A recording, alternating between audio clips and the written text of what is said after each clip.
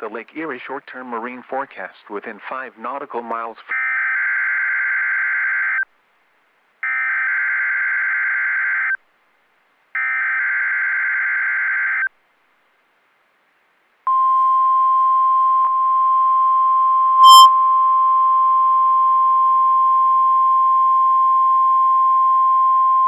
This is a test of the National Weather Service weather radio warning alarm for the WXL51 listening area of Northwest Ohio.